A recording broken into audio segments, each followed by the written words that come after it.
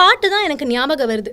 எல்லாம் இன்பமயம் புவி மேல் இயற்கையினாலே இயங்கும் எழில் வளம் எல்லாம் இன்பமயம்.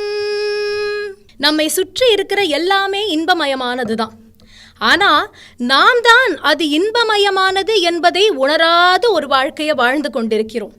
சோதனைகள் யாருக்குத்தான் இல்ல? பேச்சையே தொழிலாக கொண்டு பலர் இந்த பூமியில் இன்னும் இருந்து கொண்டுதான் இருக்கின்றார்கள். அவர்களுக்கெல்லாம் பேசுவது போல இன்பம் கிடையாது. சில பேரை பாத்தீங்கன்னா பேசினாலே அவங்களுக்கு பிடிக்காது. பேச்சு அப்படின்னாலே துன்பம்னு சொல்லுவாங்க. இதுல இருந்து நம்ம புரிஞ்சுக்க வேண்டிய நுட்பம் என்ன அப்படின்னு பார்த்தா, துன்பம் இன்பம் இவை அனைத்துமே அவரவர் கண்ணோட்டத்தினால் தான். எங்கேயோ ரோட்ல நடுவுல படுத்துட்டு இருக்கிறவனுக்கும் சோதனை உண்டு, சகலவிதமான வசதிகளோடு வாழ்பவருக்கும் சோதனை உண்டு. அப்படி இருக்கும் பொழுது சோதனையை பார்த்து நம்ம ஏன் பயப்படணும்? அதை ஏன் துன்பம் என்று சொல்ல வேண்டும்? புராணங்கள் பார்க்கும் பொழுது ஐயா ஒரு வார்த்தை ரொம்ப அழகா சொன்னார். எனக்கு மட்டும் ஏன்பா சோதனை கொடுக்கறேன்னு கடவுளை போய் கேட்கிறோம். ஆனா அந்த நேரத்துல நம்ம யாருமே உணர்வது கிடையாது.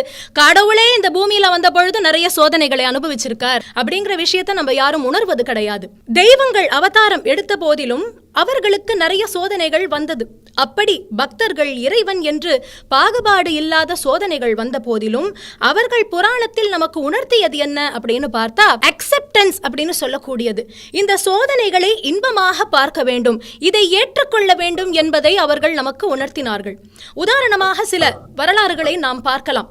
வைணவம் என்று சொன்னாலே 12 ஆழ்வார்களை பற்றி நினைக்காது நாம் இருக்கவே முடியாது. 12 ஆழ்வார்களில் திருப்பாணாழ்வாருடைய ஒரு சரித்திரமானது இருக்கின்றதே, அந்த திருப்பாணாழ்வாருடைய சரித்திரம் நமக்கு உணர்த்தக்கூடிய விஷயம் என்னவென்று பார்த்தால், உண்மையான வைராகிய பக்தி என்பது இருந்துவிட்டால் எப்பேற்பட்ட சோதனையிலும் இறைவன் நம்மை வந்து காப்பான், இறைவன் நமக்கு தரிசனம் தருவான் என்பதை திருப்பாணாழ்வாருடைய வாழ்க்கை நமக்கு உணர்த்துகின்றது. அப்போ அவங்க அப்பா நமக்கு என்ன வேலை அப்படின்னு கேட்ட பொழுது, அத்தனை அழகான கோவில் ஸ்ரீரங்கம், அந்த ஸ்ரீரங்கம் படர்ந்து விரிந்து இருக்கக்கூடிய கோவிலை சுத்தம் செய்வது நமக்கு வேலை அப்படின்னு சொல்றாராம்.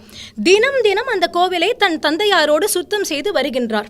அப்படி சுத்தம் செய்து வரும் பொழுது ஒரு நாள் திருப்பாணாழ்வார் தன் தந்தையிடத்தில் கேட்டாராம், கோவிலுக்குள்ள போக வேண்டாமா, வெளியில மட்டும்தான் சுத்தம் பண்ணணுமான்னு கேட்கிறப்போ திருப்பாணாழ்வாருடைய தந்தை அற்புதமான ஒரு பதில் சொன்னார். சுத்தம் செய்ய வேண்டியது எல்லாம் வெளியிலே தான்ப்பா இருக்கு, உள்ள இருக்கக்கூடிய வஸ்து இருக்கே அது சுத்தத்திலும் சுத்தம், பரசுத்தம் என்று சொல்லக்கூடிய ஒரு வஸ்து ரங்கநாதர் உள்ள இருக்கார், அந்த சுத்தமான பரம்பொருளை நான் உள்ள போய் பார்க்கலாமாப்பா அப்படின்னு கேட்டார்.